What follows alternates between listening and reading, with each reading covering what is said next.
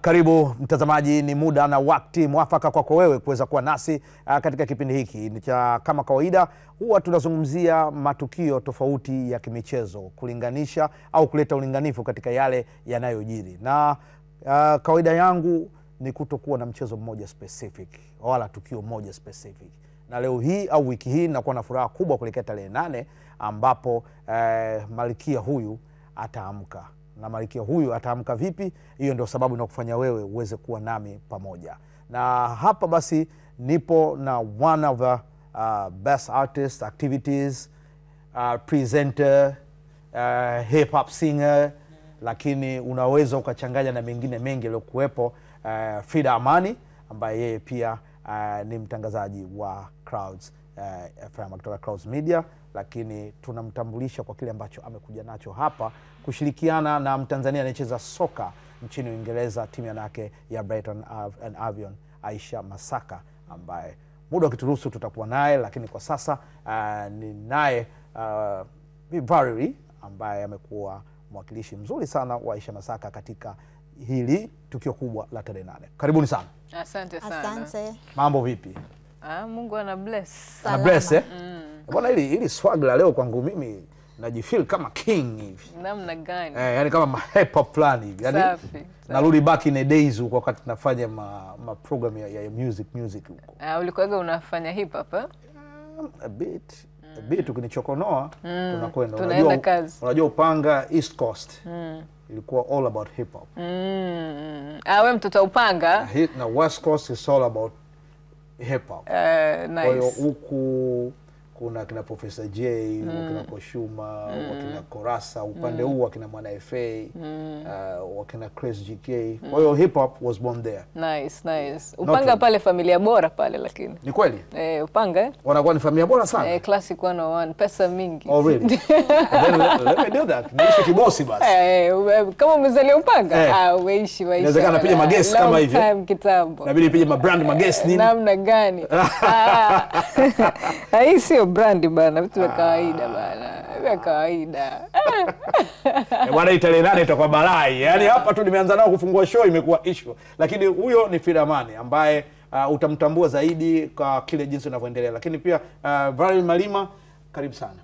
Asante. Unajua mara ya kwanza nikiongea na Valerie nikaa nasema sasa Kiingereza changu chote nakimaliza.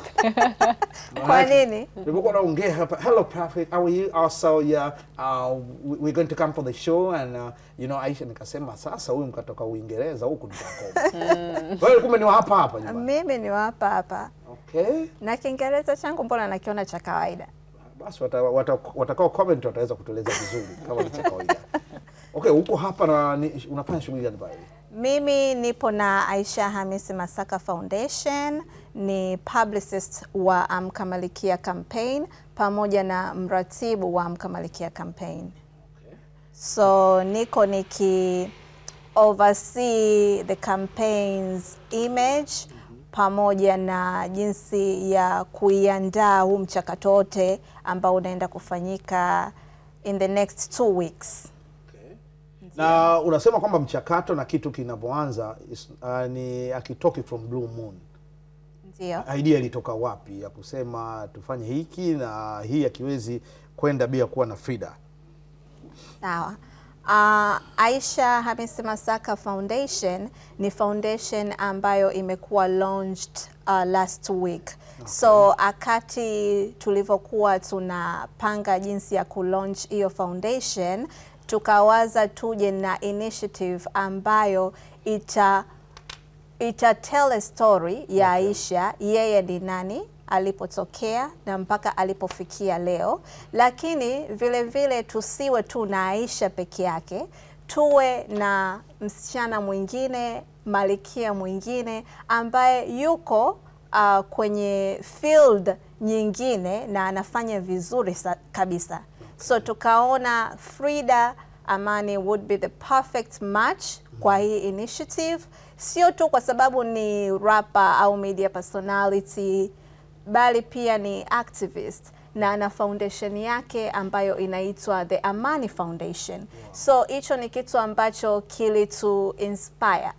Tukaona why not Aisha Hamisi Masaka Foundation collaborate na the Amani Foundation kufanya hii initiative ya Amka Malkia.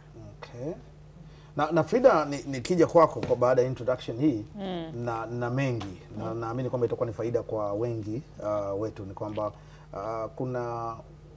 kuna mziki lakini kuna maisha nje ya mziki. Kuna wanachosema kwamba kile ulichoanza nacho na giving back to community.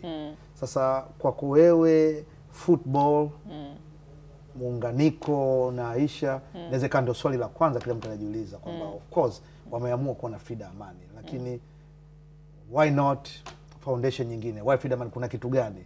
Wewe na Aisha mnafahamiana kivipi? Au kitu gani ambacho kimeleta ukaribu na hili jambo likawa jepesi kwenu? Cha kwanza ni the fact kwamba nimekuwa vocal kwa muda mrefu kuhusiana na mambo ya mabinti. So I think it's right for mimi, mtu kama mimi, kuwa chaguo la kuungana kwa pamoja. Maisha niliyoyapitia, vitu ambavyo vimenifanya mimi leo kuwa Frida, kila siku naamini kwamba ni sehemu yangu mimi kurudisha, kwa sababu nimepiga step ambao nazidi kuinspire watu wengine. 2021 nilipata bahati ya mwaliko wa kwenda kuperform Ikulu, na kipindi hicho sababu ilikuwa imenipeleka ilikuwa ni ushindi mkubwa mzuri kabisa ambao ulikuwa ni wa kwenye sports kwa mabinti, walikuwa wameshinda. So nikaenda pale na nilipofika nilikutana na wachezaji wengi sana wa mpira. Twiga Stars iko inafanya vizuri. Unajua ukiangalia kwenye ligi is really working. Yani national team inafanya vizuri sana. So ndio ilikuwa hivyo, na wao walikuwa wanaenda kuwa celebrated. So wakati wanakuwa celebrated, mimi nilikuwa pale kama msanii kwa ajili ya perform. So niliconnect nao, nikajifunza mambo mengi, nikutana na kina Aisha, nikutana na kina Feti. Yani nilikutana na mabinti wengi ambao wanacheza mpira, wakani-inspire. From hapo nikawa nawafuatilia. So tukawa tuna connection tayari. Tukatengeneza urafiki na Aisha. I was very proud of her, kumuona mahali ambapo amefika. Unajua kwa Bongo ni kitu kikubwa sana, sio kitu kidogo kumuona binti ya Kitanzania anachezea Brighton. So that's like a huge step. So ile hadi hata walivyokuja wakasema kwa nini tusipate nafasi ya kufanya kazi pamoja, na ni vitu ambavyo vinaendana. Mimi naiangalia kwenye football, ukiangalia bado tuko kwenye dunia ambayo tunafanya sawa, lakini bado mwanamke kufanya mpira, kucheza mpira bado ni stretch. Yani kwa nini? It's the same for hip hop ambayo mimi naifanya. Yani kwa nini unachagua hip hop? So naamini ni vitu ambavyo tunaendana. Kwa tukiwa nikisimama popote nikasema jamani msichana amka malkia, inakuwa ni the right message. So I believe hicho ndo ambacho kimetengeneza hichi kinachotokea hapa. Yeye kwenye football, ugumu ambao anaupata kwenye football, ugumu unaopata kwenye hip hop, tukiconnect pamoja ndoto zetu, yale maono yanaweza kubadilisha malkia wengi sana wanaotutizama. Wow. Perfect choice. Jibu nimelipata, na ukifanya kazi na presenter napo ujipange sana. Yeah? Alafu hip hop sasa, ukishakuwa hip hop unachagua kwanza ametoka Chuga au ametoka hapo. Unajua kwanza kuna mawili. Muangalie mtu hip hop ametoka Chuga au ametoka Musoma. Au ametoka Kigoma au ametoka Morogoro. Unajua kuna mikoa fulani ya ubishi, kuna mikoa fulani ya wagumu. Hapo mikoa fulani yani wenyewe wamenyooka. Nakishakwambia na activities inabidi uangalie huyu ametoka ukanda upi. Anyway, so tutaelezea vizuri sana. Unajua watu kwenye activities hii wanaangalia mlengo mmoja zaidi. Hawaelewi kwamba kuna activities katika maeneo tofauti. Sasa katika kujipanga kuna mambo mengi sana. Mwamko unakuwa na utofauti wake, na nasema kwamba mwitikio pia unakuwa na tofauti wake. Na katika sehemu ambayo tumeiangalia kwa miaka mingi sana, mtoto wa kiume anapewa nafasi kubwa sana katika kufanya mambo mengi, hususan katika michezo, kuliko mtoto wa kike. Sasa katika hili la kwenu mlivyokaa na Aisha, najua kaenda Uingereza akapata maumivu, kuweza kucheza on time mpaka amerudi kwenye mpira, ni kipindi ambacho kimepitia mengi. Na documentary ya kwanza kabisa ya maisha ya Aisha Masaka ilifanywa na mwanadada wa ndani Fatma Chikawe, from scratch. Nadhani itakuwa inarudiwa sana ili kukumbushia wapi alipotoka. Sasa kwa hili ambalo mnaenda nalo, wapi mlipofikia mpaka hivi sasa kuelekea tarehe 8? Okay, so Amka Malkia Initiative ni initiative ambayo inahusiana na kumu-empower mtoto wa kike kwenye elimu na kwenye kipaji. So tunavyoenda kumempower mtoto wa kike, tunaangalia mazingira ambayo yamemzunguka kama alivyoelezea Frida Amani. Kuna challenges nyingi sana kwenye upande wa football na kwenye upande pia wa mziki ambayo watoto wengi wa kike wanakutana nayo, inafanya wakwame sehemu au wengi waone kwamba hii ndoto imeshakuwa tena ngumu, tufanye jambo jingine. So kwa sasa hivi tulipofikia ni sehemu nzuri kabisa, kwa sababu Frida na Aisha wanafanya kazi nzuri sana ya kutangaza hii campaign on their social media platforms, na pia tumepata wadau ambao wametunga mkono, na wadau wengine mnakaribisha mkiwa mnataka kuwa part of this campaign. Bado tunapokea kila mtu. Nao kusikia vizuri. Ongea nao.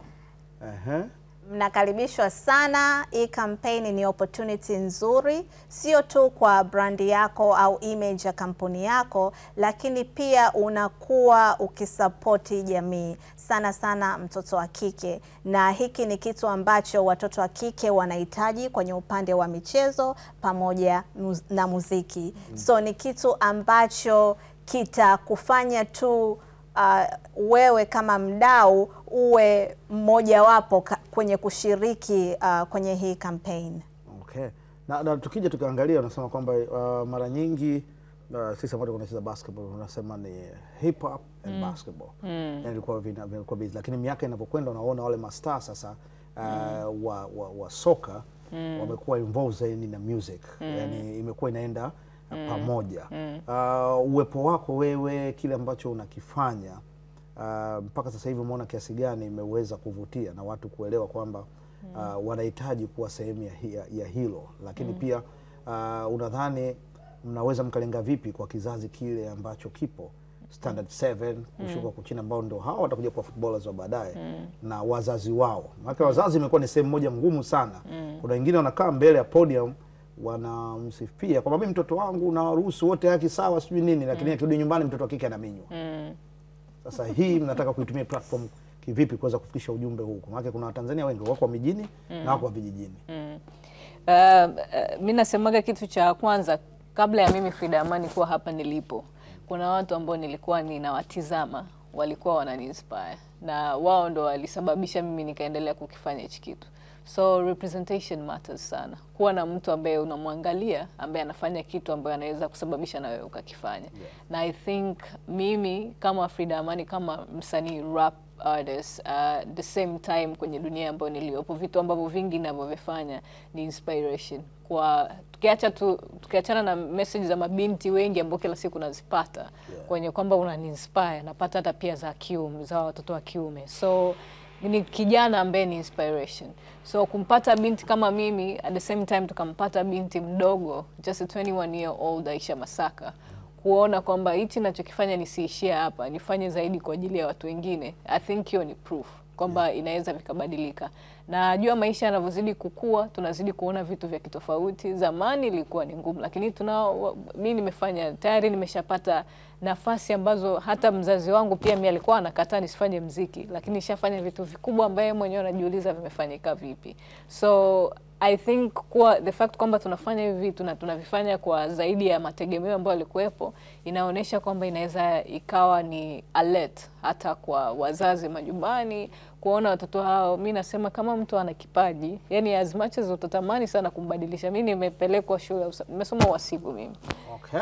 But why did I go kwenda kwenye uhasibu? Si ndio? Lakini nilienda kwa ajili ya kufanya nini? Ilikuwa ni kumfanya mzazi afurahi na I experience hicho kitu. Lakini baadaye nimerudi, kitu ninachokifanya kazi na kinachobadilisha maisha yangu ni muziki. So hiyo ni point ya kwamba utaweza ukamzuia unavyotaka, lakini kama ni kitu ambacho kiko ndani yake atakifuata. Lakini sasa hivi kuna njia, yani kuna picha, kuna watu ambao ukiwaangalia, nikimwangalia Frida, nikimwangalia Aisha, mbona amefanikiwa? Mbona anachokifanya hajakifanya kikamtoa kwenye ramani ambayo ni sahihi? So I think hiyo inawasaidia pia hata wazazi kuamini juu ya vile tunavyofanya.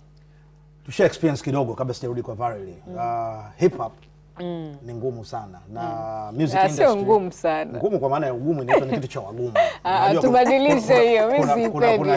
Kuna hip hop ya ulaini, lakini kuna hip hop ya ugumu, lakini what they say about hip hop ni kitu cha hood, yani ilipoanzia huko kutoka kina Sugar Hill Gang nani ni harakati na imeondoka katika harakati, imekwenda katika mapenzi, imekwenda katika burudani as miaka inavyozidi kusogea. Yes. Sasa uhasibu, na najua ndio hicho ulichokizungumza ni kitu kizuri kwamba wazazi wamekuwa kulazimisha watoto wafanye. Baba alikuwa mhasibu, anataka mtoto awe mhasibu. Baba alikuwa daktari, anataka mtoto awe daktari. Lakini wewe as a game changer, nini ulikiona kipo kwenye hip hop na kwamba huku ndio itakuwa sehemu ya kufikia malengo yangu kwa kupitia hapa ili kwenda katika mengine nataka kuyafikia? Cha kwanza kikubwa ambacho mimi hip hop kilinipatia, ambacho kilinifanya nikasema this is my thing na naitaka, ni confidence. Mimi nasimama popote duniani na I'm so sure of what I can say kwa sababu ya hiyo hip hop. Yani ilinijengea, nilikuwa muoga sana wakati nakuwa. Nilikuwa na uoga kwa sababu ya aina ya malezi nadhani nilotoka. Lakini yani kuna vitu nilikuwa nashindwaga kuvifanya. Nilivyokuja kuanza hip hop kuifanya, ilinifanya niwe na confidence ya ajabu. So hiyo it had so much kwangu. Na nikisema naweza kusimama popote, naweza kuongea na yoyote yule nikiwa na uhakika. Unajua sometimes it's not that watu hawana uhakika wanachokifanya au, lakini ule uoga maisha yetu sisi mnakaa nyumbani mnaambia msitumie ni vikombe vya wageni. Unaenda kuongea wapi na nani? Usikae kochi la baba. Usikae kochi la baba. So hiyo hatuichukulii serious, lakini really inatengeneza njia ambayo unakuwa muoga kwenye vitu. So mi kwenye hip hop hiyo confidence iloniekea imenifanya niwe leo hii na naweza kufanya vitu vingi kwa sababu hiyo. So hicho ndo kitu cha kwanza ambacho siku zote nasema hip hop imenipatia, ile confidence ya kufanya lolote wakati wowote. Nani anakuinspire? Mwanamke gani anakuinspire kwenye hip hop? Niko inspired na wengi, lakini my favorite wakati nakuwa nimemsikiliza sana ni Lauryn Hill. Guy, you know you better watch out. That thing, nice. Yeah. Tunashare vitu vingi, lakini tunachokwenda ni kwamba tunachotaka ni mafanikio. Na kinapoanza kitu kimoja, sio kitu cha kuanza na kuondoka. Wanataka kuacha legacy katika hiko. Sasa wakati mmelianzisha hili, nasema ni msimu wa kwanza, nini mnachokiona kwamba kinaweza kusimama, kuinua na kuwa na muendelezo? Tumeona watu wengi wakifanya hivi. Pesa Salum, Mwamnyeto Foundation kwa upande wa wanaume, ambayo wote wamekuja baada ya Sama Kiba. Samata na Kiba walivyoungana walifanya hilo tamasha lao, mengine yakawa yanakuja kufuata. Wapi sasa mnapoona mtaendelea kusimama, na nini ambacho unahisi kitawapa nguvu, kwa sababu nyinyi kwa upande wanawake ndio wa kwanza kufanya? Ni kweli kabisa unachokisema. Mpaka sasa hivi tunavyoendelea mchakato wa tarehe 8, tuko kwenye kufanya promotion. No wonder pia tuko hapa tukiongelea Amka Malkia campaign, na tutaendelea pia kufanya promotion ili kuwapa watu awareness ya kile ambacho kinaenda kufanyika tarehe 8 mwezi wa 6 pale KMC Complex Football Stadium Mwenge. Lakini baada ya tarehe 8 tutakuwa tuna International Business Roundtable. Okay. Purpose ya kuweka International Business Roundtable after the event ni kuconnect watu ambao wako kwenye tasnia ya michezo, sana sana football, kwa upande wa wadau, kwa upande wa wachezaji na wale ambao wangependa kuingia kwenye industry ya sports. Kama Frida alivyoelezea hapa, industry ya entertainment na sports ni industries ambazo culture yetu sisi wa Tanzania support kiukubwa. Bado ni ndogo. Bado tunaona kama hamna markets au opportunities for watu ambao wako kwenye hii industry.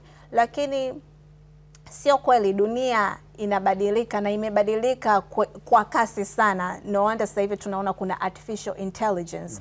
So purpose ya sisi kuendelea kupata support na kuendelea with this initiative kila mwaka ni kuweka events ambazo zitanufaisha watu ambao wako kwenye industry, watu ambao pia wangependa kuwa kwenye hii industry, na talents ambazo zimejificha. Kuna a lot of talents kwa upande wa mpira na pia kwa upande wa entertainment, ambao bado anaona mimi nitaweza kweli, nikifanya jambo langu nitafika mbali, kwa sababu hawajaona hiyo mifano. Na kuna msemo ambao uko very popular unasema, you can't be what you can't see. So we have to start somewhere. Na napenda kuona wasichana wadogo kama Frida Amani na Aisha Masaka walivyokuwa na confidence ya kuweza kusimamia jambo kama hili na kuweza kupush forward na kufanya liwe endelevu kwa kuja na events tofauti za kuhamasisha watu kuelewa kile ambacho wanakifanya kwenye industries zao, kuelewa hii campaign, na pia kuelewa umuhimu wa kutoa support kwa jamii, kwa sababu at the end of the day charity begins at home. It starts with us. So tunaona in the next 10 years Amka Malkia campaign itakuwa kitu tofauti. Yani initiative itakuwa larger than life, legacy. Larger than life, Run DMC. Niambie. Mpaka umeitikia, yani where do you see that? Ni kweli, cha kwanza maisha, kubadilisha maisha ya watu hakuishi kwenye mwaka mmoja. Ni kitu endelevu, yani kinafanyika na kitaendelea kufanyika, na kila siku maisha yanavyozidi kwenda watu wengine wanakuja. Leo ni Frida Amani, Aisha Masaka. Kesho kimtizamo anaweza akaja Aisha Masaka, Frida Amani mwingine, lakini target ikawa ni ile ya Amka Malkia, kwa sababu kuna kila siku na malkia wapya ambao wanatengenezwa. So kuweza kufanya hichi kitu ndoto ni ifanyike kwa miaka na miaka, hata tukiwa hatupo. Ikawa ikiendelea, kwa sababu again, ukiona picha ya nani naweza kuwa ni rahisi ukawa nani. Wow. Ukiona picha yangu baadaye hapo niko na Frida Amani, tumeingia kwenye altare pale, usishangae. Ndio maisha yanapokuwa. Si confidence. Yeah, right. Well, hii ni sehemu ya kwanza ya kipindi ambayo tunaenda nayo, lakini kumbuka kwamba Amka Malkia tarehe 8 katika viwanja vya Kinondoni Manispaa, wilaya ya Kinondoni kwa wajanja, ndipo ambapo tamasha hili kubwa litafanyika, likiwa linahusisha vijana wa kike wa Kitanzania, kwa maana ya kwamba Frida Amani ambaye yeye ana vingi, mtangazaji, activities, hip hop singer, kwingine sijui nini nimesahau, lakini akiwa na Aisha Masaka ambaye ni mchezaji wa Tanzania, cheza soka la kulipwa nchini Uingereza. Tuwe kwenye break, tutarejea.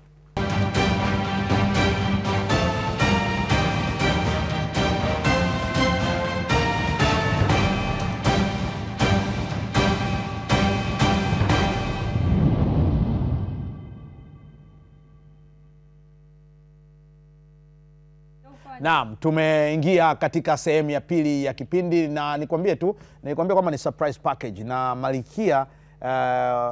Unajua unaweza kuwa na Malkia, kuna Malkia wa huku na Malkia wa huku. Sasa tumetoka kwenye Malkia wa hip hop, ameingia Malkia wa soka, na it's really pressure kuwa na Aisha Masaka ambaye Fatma Abdallah Chikawe alipiga naye documentary moja.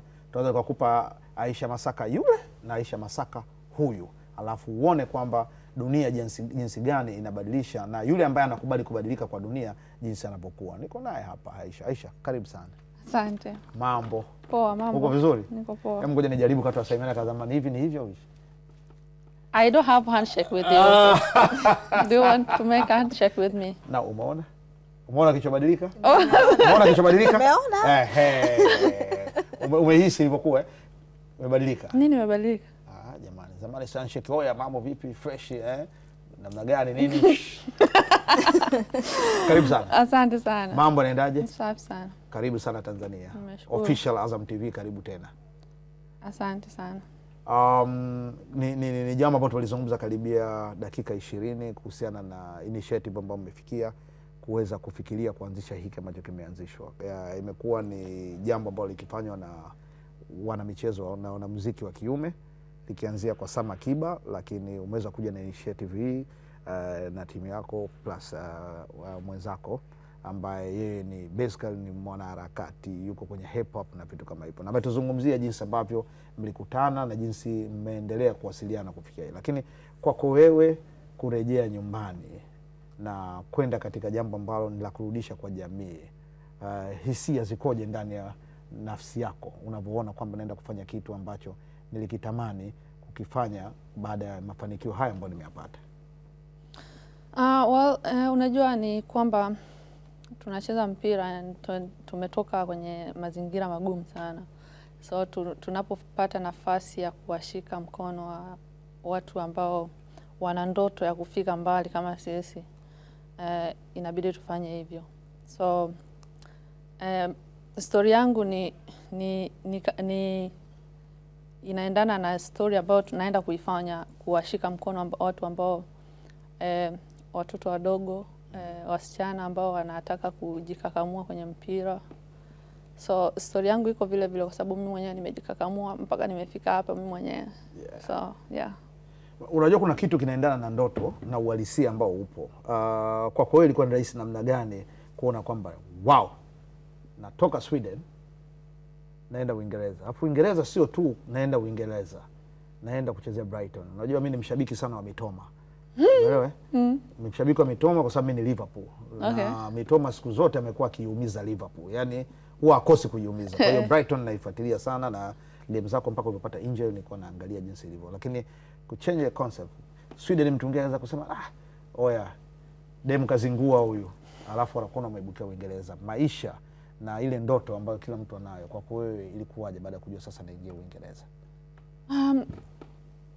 Kwanza kwenda kucheza Sweden ilikuwa ndoto, na kwenda kucheza Uingereza ni ndoto nyingine. So kwenye maisha yangu nilipokuwa Tanzania nilikuwa nawaza kwenda kucheza Ulaya. Kila mtu akiniuliza ndoto yako nini, kucheza Ulaya, kucheza Champions League, ndo vitu nilikuwa navitaja.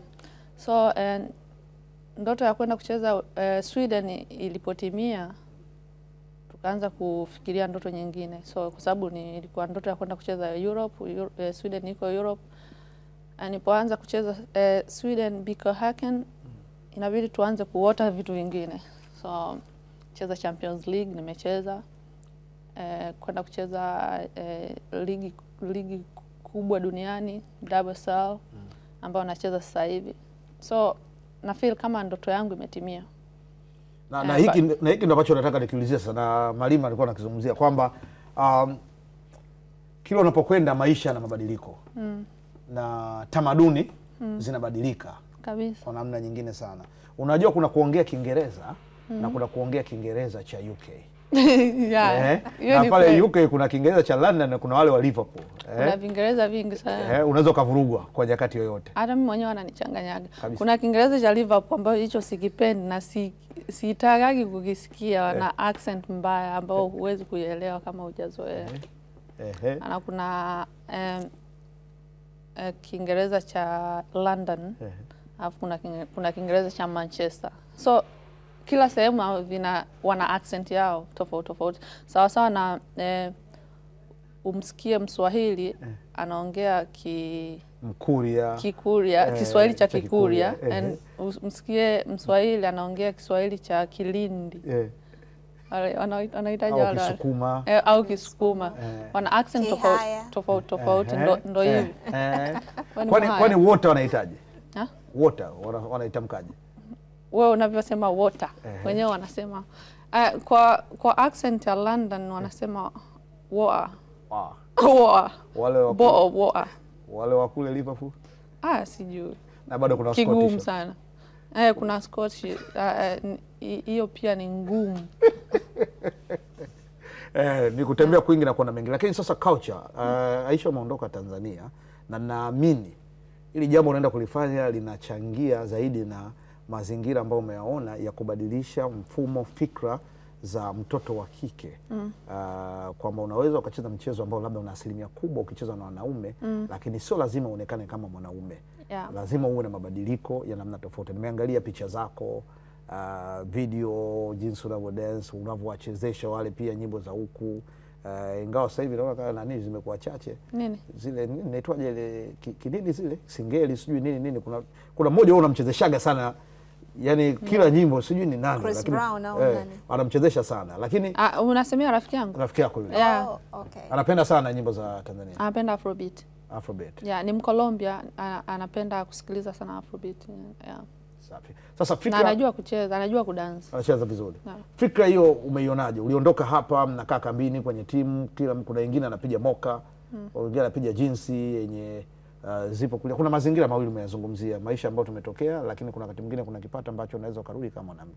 Sasa concept uliona kule, unaionaje? Kitu gani kinaweza kikawabadilisha wale wachanga na hata wale wengine inaweza labda nao wakafikiria kuona kwamba huku ndo panaweza pakatubadilisha twende katika njia hii? Unajua kwenye kuishi ni style ya mtu na mentality ya mtu. Unapojiswitch mwenyewe, anataka niishi maisha gani, nataka ni behave vipi, appearance yangu ikoje, ni akili ya mtu mwenyewe.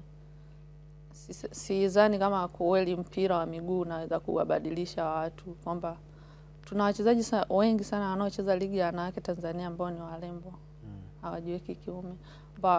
Ni mental ya mtu mwenyewe, anavyojiona yeye aishi maisha gani. Okay. Kuchange ni kugumu. Sasa twende katika hili hapa Malima. Najua kwamba kupenetrate ulivyozungumza kuweza kufanya hii kazi, lazima kuwe kumepitia link moja, link mbili, link tatu.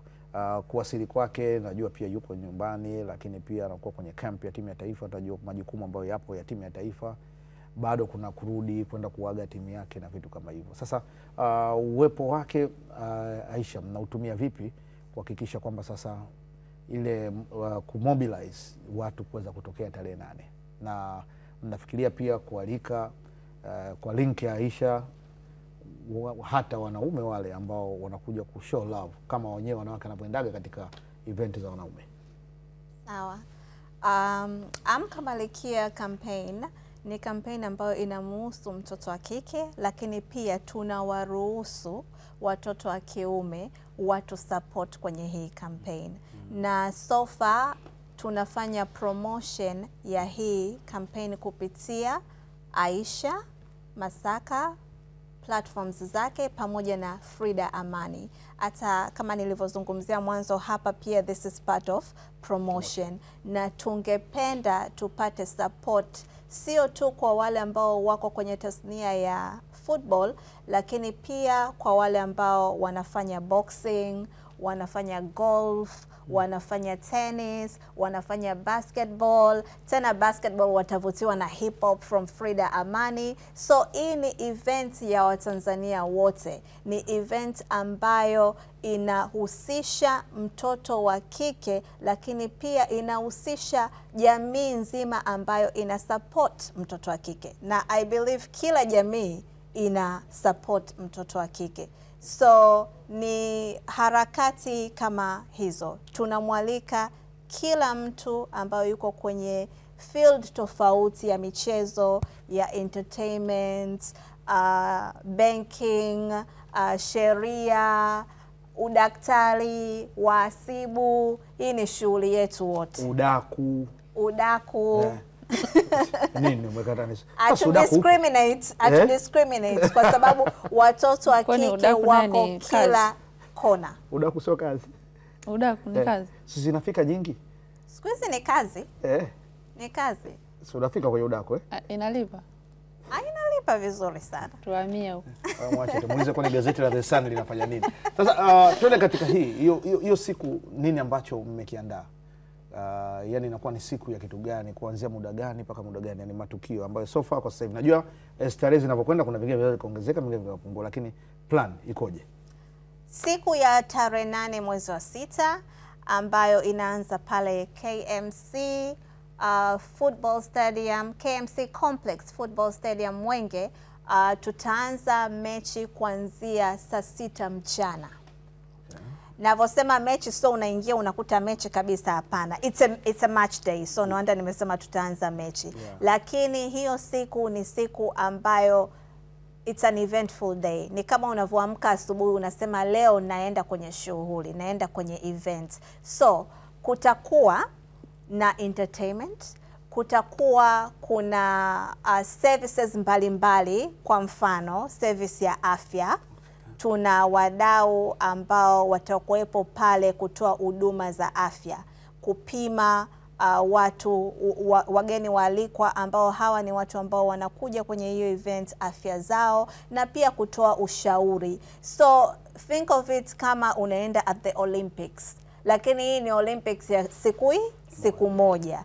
Kutakuwa pia kuna mechi yetu ambayo hiyo mechi sasa, which is the main thing, it's an all stars women's football match. Hii ni mechi ambayo itahusisha sio tu wachezaji ambao wanacheza mpira, lakini kutakuwa kuna wasanii ambao siku hiyo watacheza mpira.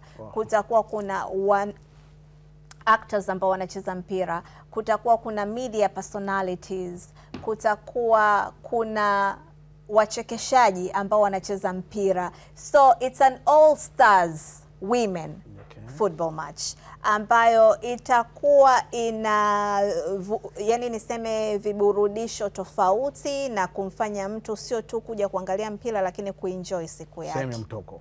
Sehemu ya mtoko ndio. Na Aisha, tukiangalia Uingereza na hapa as you say kuna vitu vingi na hivi vitu vimefanyika sana, giving back to community.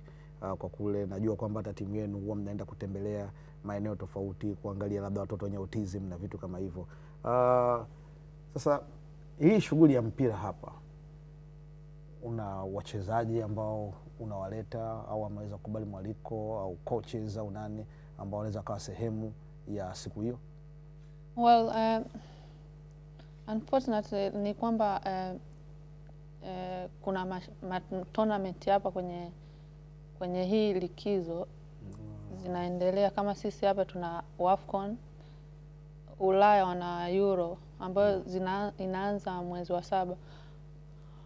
Marafiki zangu walikuwa wanatamani sana kuja. Nimeongea nao wengi sana ambao nacheza nao na wengine nimecheza nao Sweden. But tatizo ni kwamba muda mbaya. Sasa hivi wako mapumziko. Na wakitoka mapumziko kwenye hiyo event yangu ni muda wa kujiandaa kwa ajili ya tournament ya Euro na sisi tunajiandaa kwa ajili ya AFCON.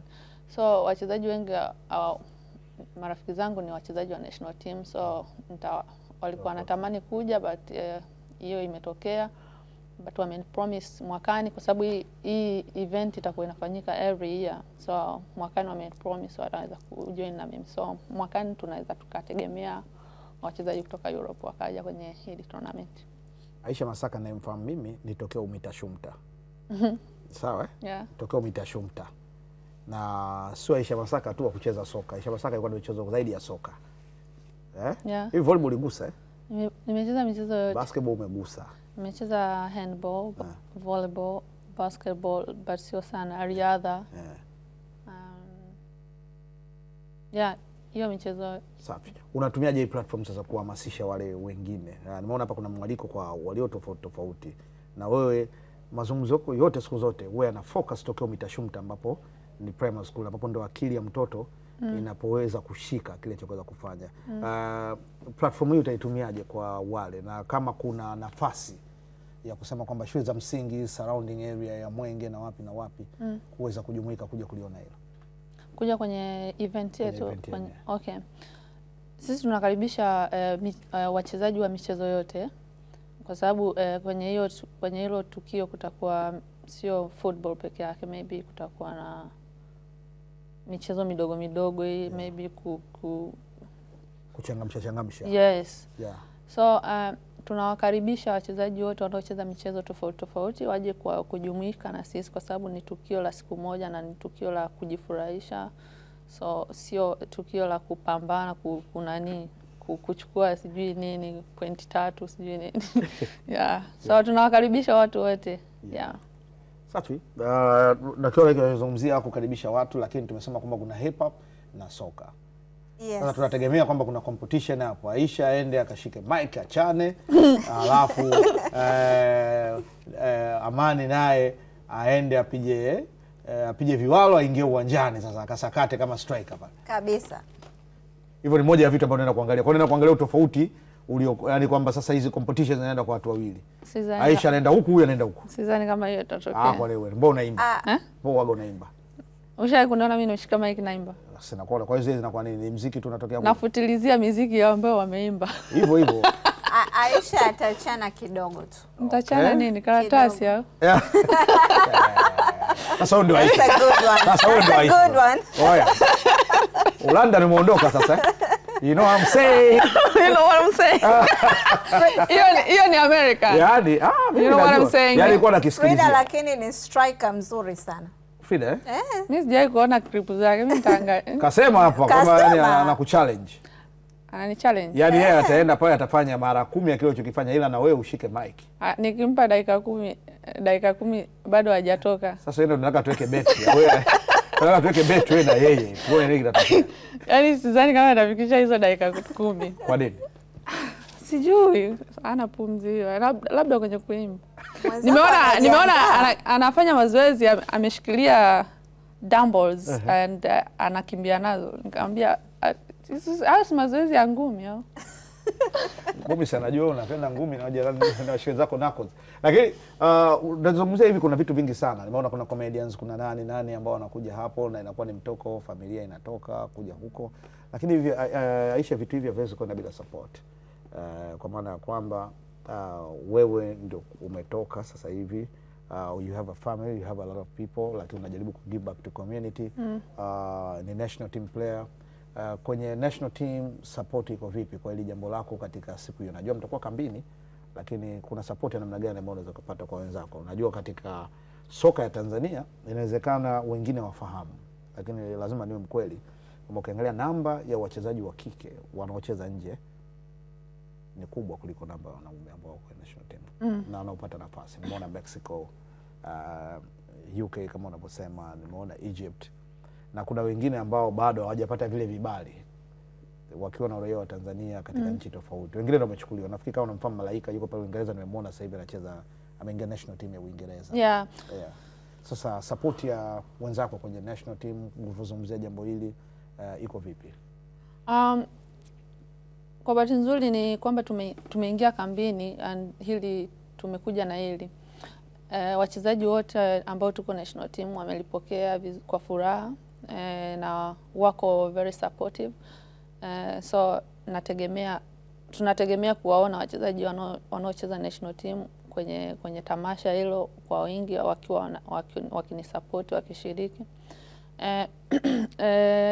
Pamoja na shirikisho la mpira wa miguu Tanzania linatoa support nzuri na wamelipokea kwa mikono miwili ili jambo letu. So tunawashukuru sana na waendelee kutusupport kwa sababu ndo mwanzo. Nafikiri baada ya hapo itakuwa ni mwanzo mzuri mwakani, and then tutafanya kwa ukubwa zaidi kwa sababu wanasemaga kila siku mwanzo ni mgumu. Na nathibitisha ili mwanzo ni mgumu, naona kama kazi kubwa sana. Na niache mkate mgumu mbele ya chai.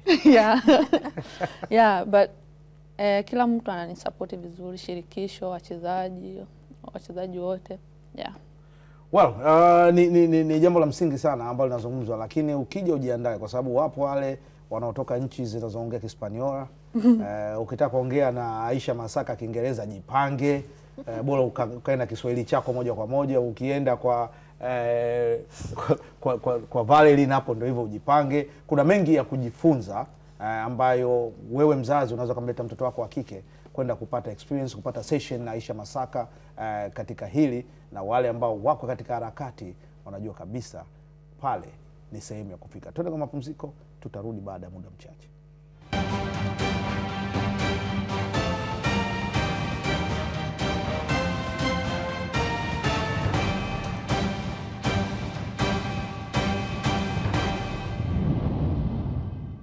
Tarehe 8 sio mbali, ni weekend tu ambayo tunaenda kushuhudia hiki kikubwa ambacho kinafanywa na Aisha Masaka. Na wanawake siku zote huwa mna msemo wenu mmoja kwamba akiwezeshwa anaweza, lakini huyu kajiwezesha na akaweza. Je, how do you support her pamoja na mwenzake, kwa maana ya kwamba kile ambacho wanaenda kukifanya katika videos ambazo naziangalia?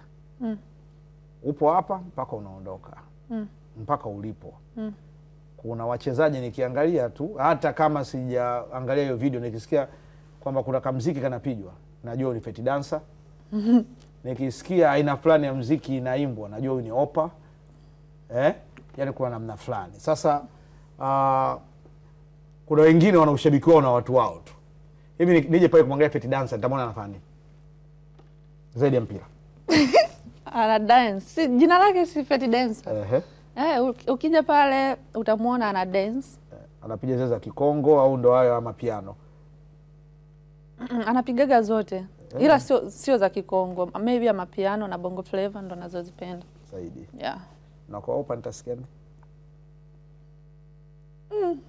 Opa singeli. Yeah, anapenda singeli. So injili. Au zile injili zinakuja kwa msimu. Kutokana na matukio.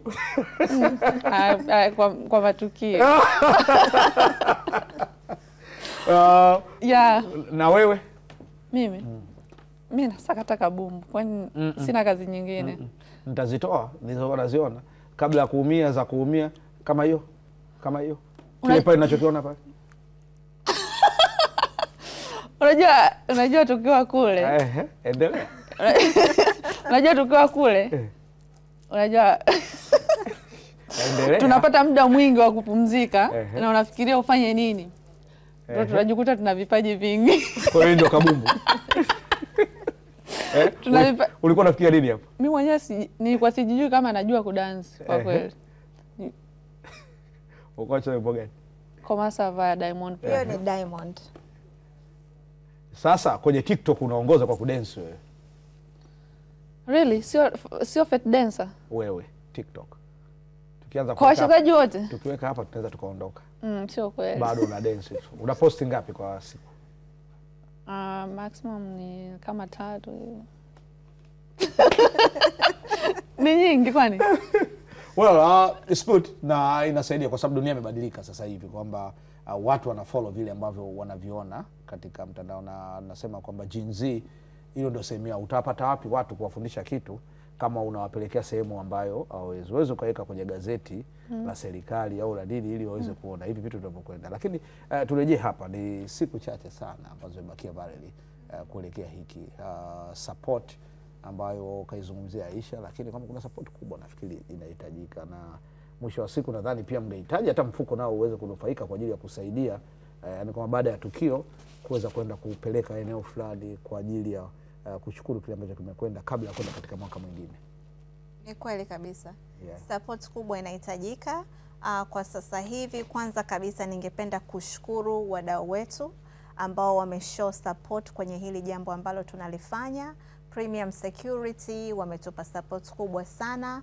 Nilipe Technologies ambayo inajulikana kama Nilipe app. Hiyo ndo app yetu ambayo inatumika kununua tickets ambazo zinaenda kusaidia mradi baada ya hili tukio, na tickets zinapatikanika kwa shilingi 2,000 za Kitanzania. Hiyo ni regular ticket, na VIP kwa shilingi 20,000 za Kitanzania. Okay.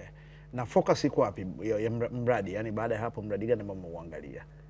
Huo mradi ambao tumeuandaa ni tuta hand over, ambao ni mradi wa kunufaisha shule ambayo ipo Lindi. So ni mradi wa kunufaisha majengo katika hiyo shule.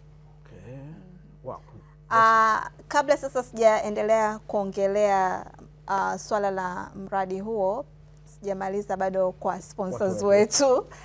Pia tupo na Hyatt Regency the Kilimanjaro ambayo imetupa support yao kubwa pia. Tupo na Nyamtara Company, and tunawapa nafasi kwa wadau wengine ambao wangependa kuparticipate kwenye hii campaign na kuonyesha ushirikiano wao. Nafasi bado zipo, na tunashukuru kwa support ambayo wadau wengine ambao wamejitokeza hivi karibuni, tuko kwenye maongezi nao, watatoa siku hiyo. Na pia ningependa kumshukuru Rani Sanitary Pads kwa kujitolea kualika watu 500 kuja kwenye shughuli ya tarehe 8. Wow. Kajitolea kununua tickets 500 na kutoa mialiko kwa watu 500. So wadau wamekuwa wakifanya kazi kubwa sana behind the scenes. Okay. Ndio. Shughuli Frida Amani na Aisha Masaka itakuwa ni shughuli kubwa sana. Lakini Aisha, sio nikakuacha, umefika hapa na umeweza kuiangalia Azam TV jinsi ilivyo? Najua mlipiga swali hapa, ndo mnapofanyaga nini na kila kitu kwa development ya Tanzania. Umeonaje studio Azam TV na kile Azam Media wanakifanya katika development ya michezo hapa Tanzania? I think it's very international. Yeah. Sijawahi kufika hapa, ndo mara ya kwanza kwenye hichi chumba. It was surprise. Kamera nyingi. Yeah. Yeah. Vitu vizuri. Yeah, international. Na kwa Azam TV kukusupport wewe kufanya tukio zima kwenda live, unaizungumziaje hiyo?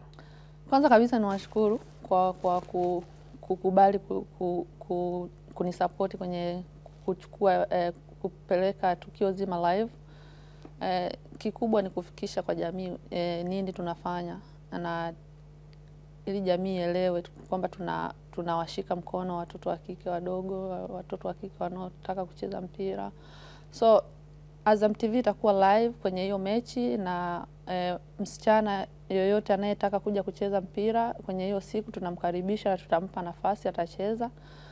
In short ni rika lolote, hatuna limit ya miaka kwa sababu hii ni kwa ajili ya watu wote wa kike. So msichana yoyote mwenye kipaji cha kucheza mpira ajitokeze hiyo siku ya tarehe 8, atapata nafasi ya kuonyesha kiwango chake. Na yeah, maybe huwezi kujua ndoto yako, huwezi kujua dream yako, maybe hapo Azam watakuonesha ukapata timu nzuri. Yeah.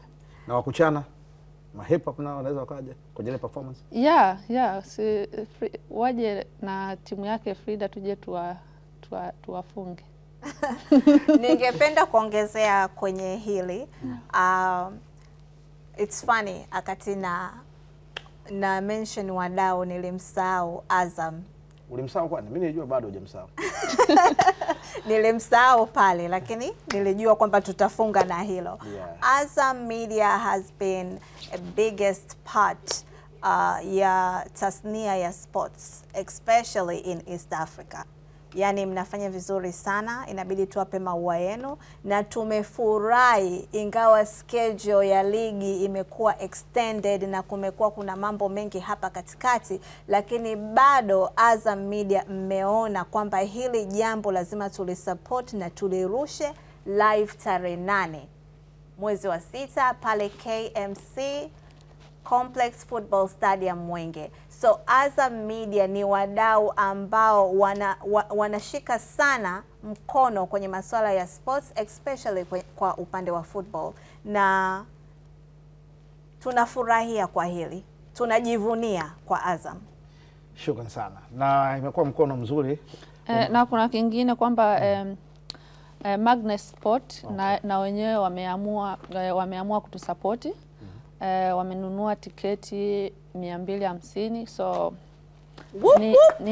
ni kazi nzuri ambao tunaona support toka sehemu mbalimbali wanatusupport. So ni mwanzo mzuri nafikiri. Safi sana. Yeah. Niseme pia mguu wako mzuri kwa sababu wewe sehemu nyingine unaipenda ni Vitasa, na Vitasa vimerudi rasmi.